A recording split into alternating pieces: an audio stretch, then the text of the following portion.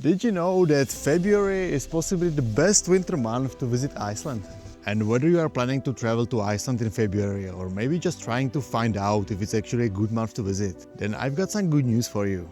You landed in the right place. In this video, I want to break down what makes this month so special, how to plan your trip, and talk about some things that you should be aware of before coming here.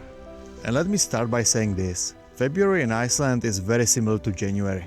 It is still midwinter, the weather is still very cold and snowy, and it is a great month to see the northern lights. But there is also one key difference, and also the reason that, in my opinion, makes this a great month to visit: daylight hours. You see, while in January we average about 5 to 6 hours of daylight per day, the days in February are significantly longer. At the beginning of February, the sun rises a little after 10 am and sets at 5:15 pm. And the days keep getting longer every single day, by approximately 6.5 minutes, which means that by the end of the month, on February 28th, we gain 3 extra hours of daylight, with sunrise at around 8:40 and sunset at 6:40 pm. And that is exactly why February has such a big advantage over January. But why should you care? Well, let me explain. In most cases, you'll be heading out from your accommodation no later than 10 am and coming back or checking in at around 6 to 7 pm. And this goes pretty much perfectly hand in hand with February's daylight hours, basically giving you enough time to make the most out of your day. And if you think about it, the time of the sunset is also super convenient, especially if you are here to see one of the best natural shows, the Northern Lights.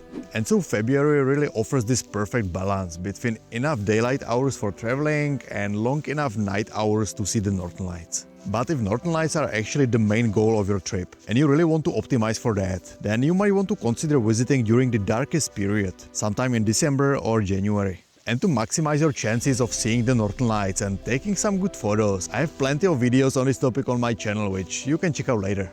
But honestly, if you don't really care too much about the Northern Lights, then I think it's best for you to consider maybe visiting Iceland later in the year, for example, sometime in March.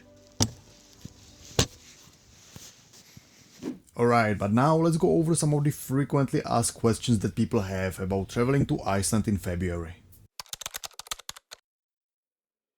You might be surprised here, but temperature usually range only between 0 and -8 degrees. We can still experience temperatures around -20, but that doesn't happen as often. However, even though the temperatures aren't that cold, it will most likely still feel way colder than you would expect. And that is because of the Icelandic wind, because you see, the air here is basically constantly moving, and that will make it feel like it is way colder than it actually is. And because this is a winter month, there is always a chance of snow or even a heavy snowstorm, which could complicate your travels. But let me also mention this. As I'm filming this video, there is an orange weather warning, as the low pressure system is moving over the island, bringing temperatures above 10 degrees and southern winds exceeding even 50 meters per second. And this unusually warm weather is actually a good example of why it is always so difficult to predict what exact weather you'll experience during your trip.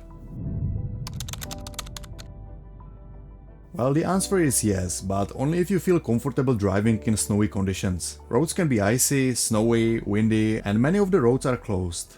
I also have a winter driving guide on my channel, which you should definitely check out later. And the most important thing here is to always follow the road condition update on website road.is and the weather updates on website weather.is. And because these conditions are always changing, this is something that you should definitely do at least once in the morning and then once in the evening. In my opinion, 100% yes, and that's even if you are used to driving on snowy roads. And I mean, even though the roads will be cleared like 90% of the time, you might still experience a snowstorm or sudden warm weather, which can turn the compressed snow on the roads into a pure ice. And exactly in those kinds of situations, you will be glad that you spent that extra money. But I also know that renting a car in Iceland can be quite expensive, and so let me at least help with a little discount that you can find in the description. Yes, February is actually one of the best months for ice cave tours, because the ice caves are stable and accessible. You will find most of them in the southern part of Iceland. Or you can also, for example, visit the largest ice tunnel in the world, located in West Iceland in the Langjökull glacier. But unlike other ice caves in Iceland, this one is completely man-made. And please remember, you can only visit ice caves with a guiding company. never attempt to enter the ice caves or walk on the glacier on your own. Absolutely, but just be prepared for some icy paths, and that's especially near waterfalls. One tip that I can actually give you here regarding waterfall is to only visit the biggest ones, as the smaller waterfalls might be completely frozen over at this time of the year, and honestly not really worth your time. Other than that, many of the places around the island can be difficult to access or completely impossible to visit during the winter. However, there are still many places around the island, like all the famous places around the Ring Road or Golden Circle or other service roads, which are completely possible to enter and access. And also avoid any places that require any longer hike, especially if you are not an experienced hiker and you don't have a proper equipment.